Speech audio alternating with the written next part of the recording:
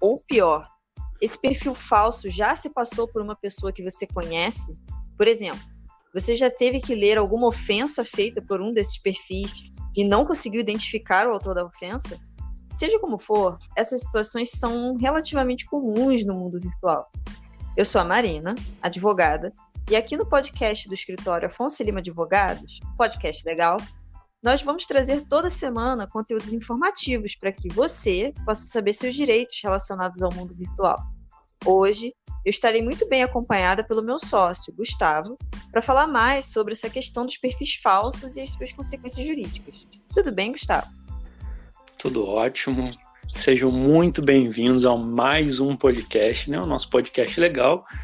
E hoje, né, é um tema que traz muita reflexão, muita dúvida sobre, em cima das pessoas sobre quais são as consequências, né, jurídicas de você fazer um perfil falso. Tanto fazer ele em si, usando a imagem de um famoso ou não, quanto, enfim, usando isso para se esconder de alguma forma, né? Não é, Marina? Então, eu acho que é legal a gente chegar nesse primeiro momento já falando, a definir, né? O que são perfis falsos exatamente? Bom, vamos lá, né? De um modo geral, os perfis falsos são aqueles que têm ou fotos aleatórias, né? Basicamente, os mais comuns são de dois tipos, né? Um é aquele que tenta esconder a sua identidade, ou seja, é aquele perfil que vai ter uma foto aleatória, às vezes não tem foto, ou então tem foto de animal, um desenho, alguma coisa assim. Muitas vezes tem nomes aleatórios, com aqueles nomes com um monte de número, né? Costumam ser esses tipos de perfis. E o outro tipo de perfil falso é aquele que se faz passar por uma pessoa de verdade. Então, pega foto de uma pessoa que realmente existe, bota o nome de uma pessoa, às vezes, que existe ou não. Enfim, você pode mesclar isso, né? Pode só inventar o nome e colocar a foto de uma pessoa que existe de verdade, ou até mesmo perfis que se fazem passar por outras pessoas, até mesmo famosas, assim. Influenciadores digitais que tem os seus perfis, você vai procurar pelo nome da pessoa e você vê um monte de perfil embaixo, quer dizer, vários são fakes, não é da pessoa. Então, basicamente é isso, assim, né? Um perfil falso é isso. Inclusive, até algumas redes sociais, por exemplo, o Instagram, acho que até o Twitter também, eles botam um selinho de verificado quando eles fazem essa verificação, se é a pessoa de verdade ou não. Então, se é uma pessoa extremamente famosa, tem milhares ou até milhões de seguidores, e não tem selinho de verificado, você já pode desconfiar, uma coisa errada, entendeu? Sim. Porque tem perfis falsos que, inclusive, se aproveitam do hype, se aproveitam da pessoa famosa e até conseguem uma relativa quantidade de seguidores, inclusive, sabe? Então, tem que tomar bastante cuidado. Mas, assim, um perfil falso ele pode fazer diversos atos. A gente tem que dividir ele certinho para saber o que é ou não um crime ou uma atitude que deva ser indenizada, né? Então a gente tem que saber exatamente como que vai funcionar isso, quais são as consequências criminais de cada um dos atos. Então, nesse primeiro momento, o simples fato de você criar um perfil falso, só criar ele, não é um crime exatamente. Crime, palavra crime mesmo. Você pode criar um perfil, por algum motivo você não quer se identificar, enfim, ou coloca uma foto de uma paisagem com um nome que não é o seu, só para ficar visualizando as coisas disso aí, não é crime de forma alguma. Né? Ou mesmo a criação de perfis com fins artísticos, né? Por exemplo, perfis às vezes de conteúdo, perfis de humor, como por exemplo, né, que a gente acompanha muito relacionado ao cinema, o Piuí, Pipocando, são perfis genéricos, né, perfis artísticos. Então, eles não também necessariamente vão ser falsos, vão entrar nesse rol do que a gente está falando. Até porque eles são identificáveis, né? Você sabe quem está por trás, você sabe que enfim, um canal, são grandes, tem pessoas trabalhando. É um pouco diferente da questão do perfil falso. O perfil falso seria alguém criar um perfil do Piuí que não seja do Piuí, que não seja verificado, por exemplo. Que não seja do Boc, do Rolandinho. Seja alguém se passando por eles. Aí é uma situação um pouco diferente, né? Sim, exatamente. Bom, então vamos lá, né? Quais as consequências criminais que alguém que cria um perfil falso pode sofrer, Gustavo? Então, a gente tem que entender, então, como eu falei, tem que dividir as atitudes da pessoa, né? Então, se, por exemplo, a pessoa cria um perfil falso para ludibriar mesmo, para se passar por outra pessoa, aí passa a ser considerado um crime que a gente chama de falsidade ideológica. Esse é o nome. E ele pode render para a pessoa 3 meses a 1 ano de prisão. Então, é uma pena razoavelmente pesada, né? Com certeza. E não só isso, né? Você pode ter esse perfil usado para ofender outros usuários. Na verdade, é a forma mais comum que a gente costuma encontrar essa. É uma pessoa difamando, injuriando, caluniando uma outra pessoa, achando, né, que está protegida pelo anonimato de um perfil falso, achando que isso não pode ser rastreado. Então ela vai e comete um crime de ou calúnia, ou injúria, ou difamação. A gente fez um vídeo específico sobre isso, tem um episódio nosso especificamente sobre isso, essa questão de ofensa na internet, que aprofunda bem essa questão de difamação, calúnia e injúria. A gente vai deixar aqui na descrição. Exatamente. E a gente também pode, assim, a criatividade do ser humano é infinita, né? Então, dependendo da atitude, dependendo da forma que foi feita a ofensa, ou dependendo do jeito que é usado um perfil de uma pessoa famosa ou não famosa, uma pessoa anônima também, se usando a sua imagem de alguma maneira, para tentar, de repente, fraudar, ludibriar, enganar, induzir o público na tentativa de lucrar de alguma maneira. Então, dependendo, né, do que for feito, você pode enquadrar em diversos atos criminais, né? Estelionato, extorsão, crime de ameaça, e a lista não para por aí, né? Exatamente, porque, assim, explicando para o pessoal que está ouvindo a gente, tem saído ultimamente na mídia, né, poxa, crime tipificado de stalking, crime cibernético e tudo mais. Só que, assim, esses outros crimes mais tradicionais, crimes que já existem e que são antiquíssimos, que é isso que a gente está falando, crime comum, estelionato, extorsão, ameaça, calúnia, injúria, o fato dele ter sido praticado pelo meio digital não faz com que ele deixe de ser um crime comum. Então, a pessoa vai responder. Então, todas aquelas condutas que tem no Código Penal, se a pessoa se utilizou de um perfil falso para cometer qualquer uma daquelas irregularidades que está listada, e o Código Penal tem mais de 300 artigos, vai responder. Então, o rol aqui, por isso que a gente não vai listar um por um, porque as possibilidades são infinitas, né? Seria o caso de analisar caso a caso para saber qual tipo de atitude foi tomada e como que isso infringiu você de alguma maneira. A única, complementando o que você está falando, a única diferença de um processo, de um crime comum para um crime digital é a competência da delegacia que vai apurar o caso. Então, se você cometer um crime no ambiente virtual e for feita uma queixa-crime, uma denúncia, isso vai ser apurado por uma delegacia especializada. Então, a chance de você ser pego é muito mais... Sim, mais fácil, na verdade. Os policiais eles vão ter um treinamento específico. Quem vai ser designado para trabalhar nessa delegacia provavelmente é o pessoal de TI.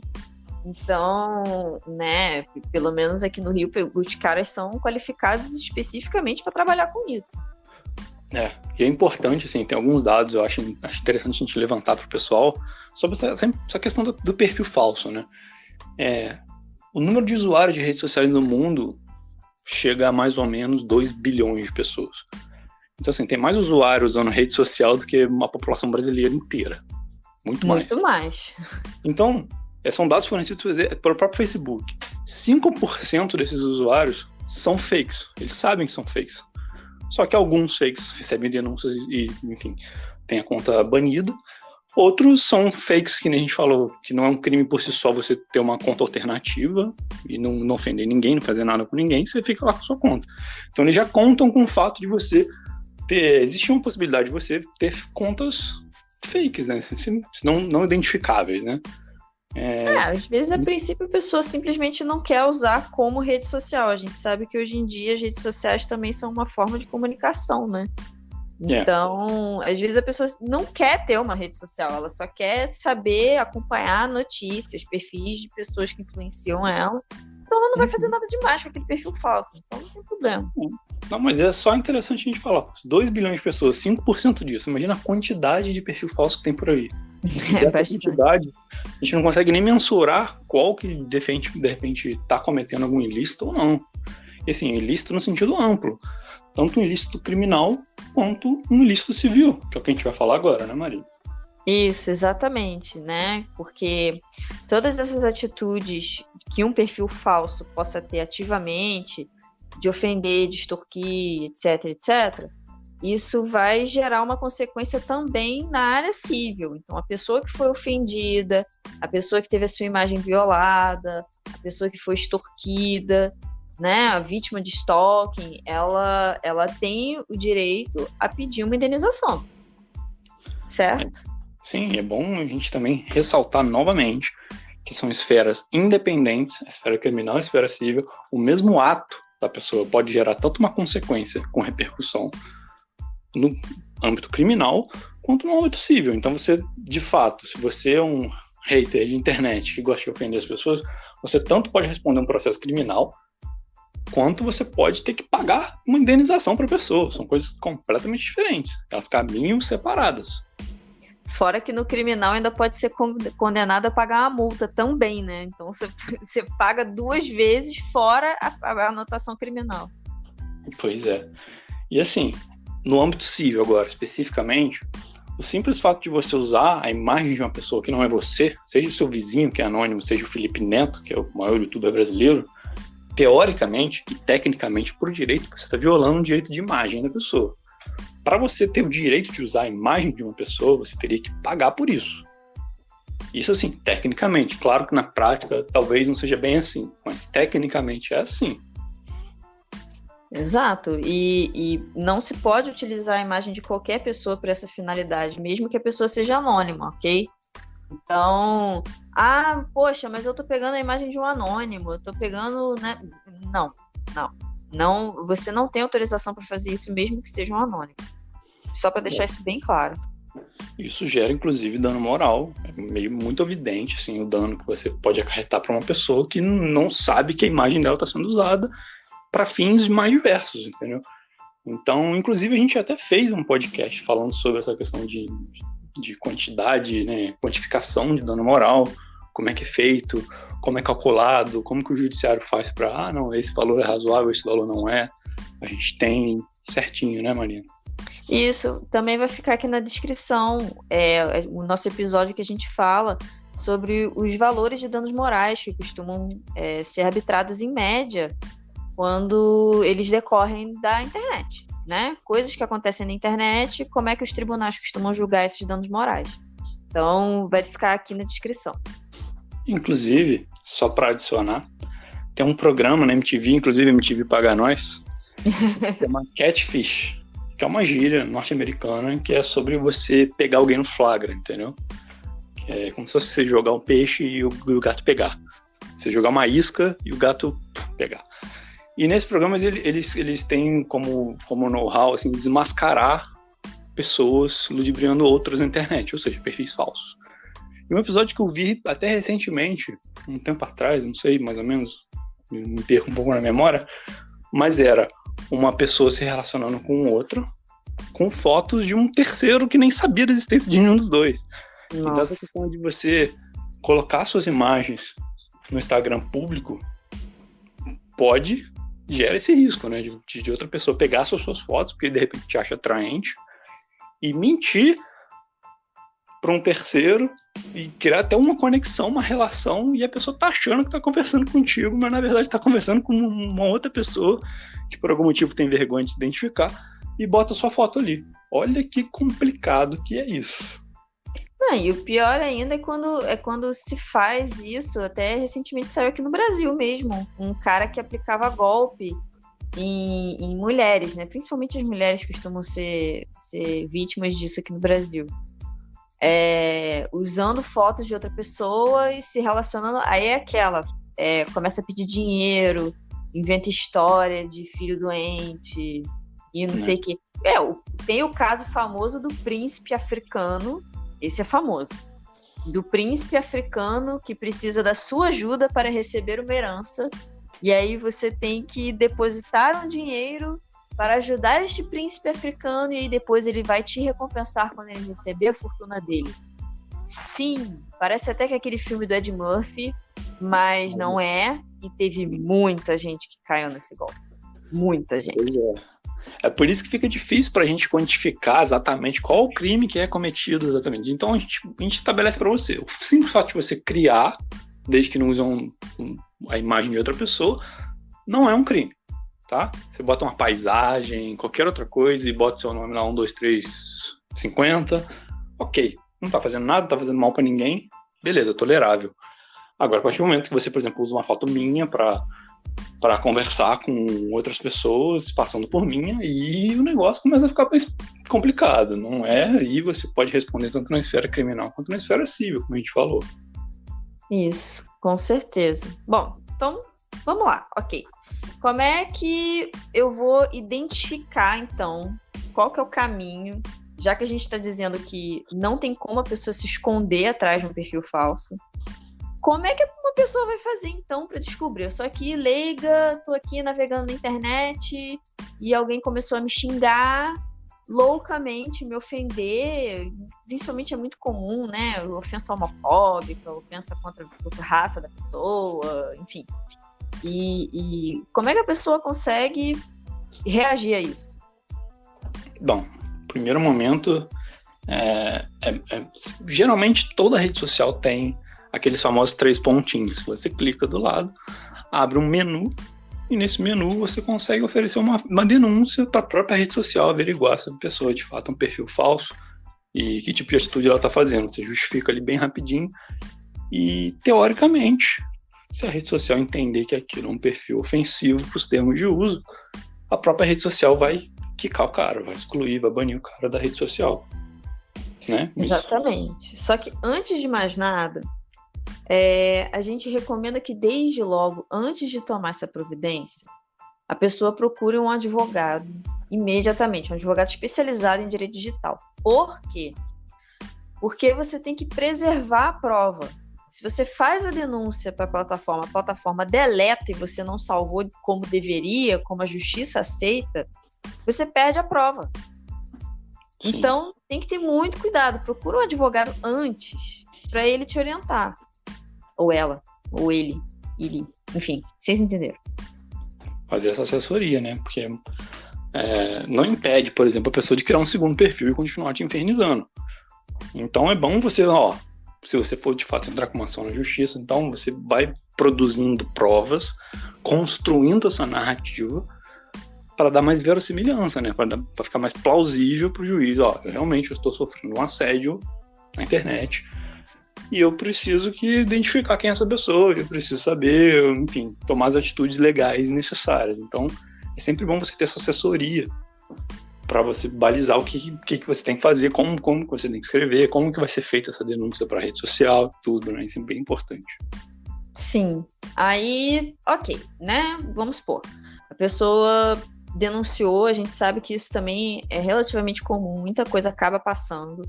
A pessoa denuncia para a plataforma, e a plataforma diz, não vou fazer nada, lavo minhas mãos, você que se vira. E independentemente disso, né? Às vezes a plataforma até vai te ajudar, mas você quer ir atrás do seu direito, você quer ser indenizado, aquilo é um absurdo. Qual que é a primeira etapa? O que a pessoa tem que fazer? A primeira etapa, assim, a lei, né? O Marco Civil da Internet, ele é muito claro, a gente não tem para onde fugir. Você só pode violar, teoricamente, essa privacidade de outro usuário, né, para saber a identificação dele, através de uma ordem judicial. O que isso significa? Só através de uma ação judicial com um advogado legalmente habilitado, enfim, instruindo a sua ação, você conseguiria isso. Exatamente, porque um juiz vai ter que, basicamente, quebrar o sigilo de telecomunicações de uma pessoa. É basicamente isso, expor os dados de telecomunicação de uma pessoa que são protegidos pela Constituição para que essa pessoa seja identificada. Então, por isso que você tem que se dirigir a um juiz, por isso que precisa de um advogado, né? E a identificação, ela somente é possível através da URL, endereço eletrônico completo. Não adianta, mas eu tirei print, doutor. Não adianta. Não adianta. Existem outras formas da gente produzir essa prova, mas tem que guardar, basicamente, tem que guardar o URL pelo menos. Então a gente fica assim, essa primeira etapa é uma ordem judicial para identificar quem que está fazendo essa ofensa, enfim, quem que está tomando essas atitudes. Num segundo momento, você, na mesma ação, o advogado vai instruir você para fazer a remoção desse perfil, para que esse perfil pare de assediar, enfim, pare de cometer esse abuso. Então, na mesma ação, você já começa com 2 pedidinhos, né? Você pede primeiro a identificação e a remoção do conteúdo, né? Qual que é o segundo passo? Sim.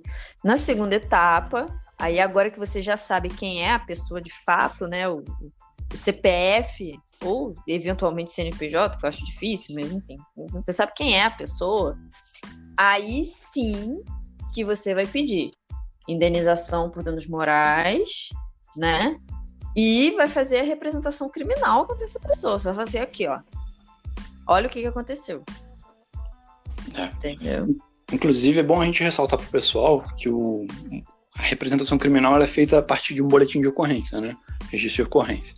E esse registro de ocorrência ele pode ser feito independentemente da identificação. Você já pode encaminhar o seu pedido antes mesmo de entrar com esse primeiro processo de identificação. Isso não é uma etapa seguida da outra. São, como eu falei, coisas independentes, né? Tanto no âmbito criminal quanto no âmbito civil. Até por causa daquilo que a gente estava falando, né? Os policiais, eles são treinados, eles vão conseguir achar. O delegado vai fazer um pedido para o juiz vai autorizar a investigação e eles vão achar a pessoa. Entendeu? Então, isso são vias paralelas, assim. São 2 providências que podem ser tomadas, mas isso também não te impede de, depois que você identificou a pessoa, ir atrás dela, inclusive no criminal. Né? O que a gente está dizendo é tanto faz, nesse caso. Isso. Até porque, apesar de serem independentes, elas podem se comunicar. Sim. No primeiro momento, você faz a representação criminal, a delegacia, de repente, consegue fazer essa identificação, você pode ir para o civil. Ou vice-versa. Consegue a identificação no civil, leva o nome da pessoa para o criminal. Então, uma coisa pode se beneficiar da outra também. São independentes, mas elas podem se comunicar sem o menor problema. Exatamente. Vai ser tudo uma questão de estratégia, de disponibilidade. Aí, mais uma vez, o que a gente está falando, vai depender da orientação do advogado que estiver te atendendo, né? O advogado que é o profissional que vai te auxiliar. Não adianta chamar o técnico de computador, porque ele não tem essa capacidade, pelo menos legal, né? Legalmente, de conseguir produzir prova válida para um processo criminal, para um processo civil, entendeu? Então, vai precisar de um advogado. É por isso que a gente sempre ressalta. O ideal é um advogado, não só um advogado, mas um advogado especialista em direito digital, porque a conservação dessa prova é o fator chave, assim, determinante, né? Porque a qualquer segundo o cara pode simplesmente apagar. E se você não for orientado pelo profissional certo, você vai perder essa prova, entendeu? Então você tem que tomar muito cuidado. Exatamente. Pegando esse gancho do que você está falando, não só procurar o advogado, mas procurar o advogado com velocidade. Gente, internet é tudo rápido, é tudo veloz, não só pela possibilidade de quem está te agredindo, quem está te assediando, enfim, quem está fazendo alguma coisa ruim contra você, apagar o conteúdo, mas também porque dependendo do que for ofensa, por exemplo, uma difamação, a pessoa está te difamando, ou então está te acusando de um crime, enfim. Quanto mais tempo isso fica na internet, mais gente vai se bobear, vai replicar aquilo, o dano fica cada vez maior. Então, sob qualquer ângulo que se olhe, quanto antes se tomar providências contra isso, melhor. Então, primeira coisa, procura um advogado correndo. Primeira coisa, imediatamente. E aí depois você vai ver o que vai fazer. Isso. Então a gente recomenda mais uma vez que vocês procurem para ontem, até porque muita gente acha que só print resolve. Não, estamos afirmando categoricamente que o seu print não tem validade judicial. Então você precisa de um profissional dedicado a essa área para te orientar como fazer para produzir essa prova e que ela tenha, de fato, validade dentro do âmbito judicial, tanto na seara criminal quanto na seara civil. São provas que você vai precisar produzir e em 99% dos casos, se não for orientado pela pessoa, pelo profissional especialista, essa prova vai pro ralo. E aí acaba derrubando todo o caso, né? Você sofre a lesão, às vezes pode ter, inclusive, prejuízos financeiros ou até emocionais, e vai tudo por água abaixo, né? Então, é bem importante ficar atento a essas dicas que a gente está dando, certo? Certo. Bom, então, se você gostou desse podcast, se você chegou até aqui, ouviu a gente até agora, curte, compartilha, espalha a palavra. Toda semana tem conteúdo novo por aqui. A sua inscrição é um incentivo pra gente. A gente acha bem importante, a gente fica bem feliz com cada seguidor novo, cada pessoa nova. Então, por hora é isso. Nos vemos nos próximos episódios. Um abraço a todos. Tchau, tchau. E tchau, Gustavo. Tchau, Marina. Tchau, pessoal. E até a próxima.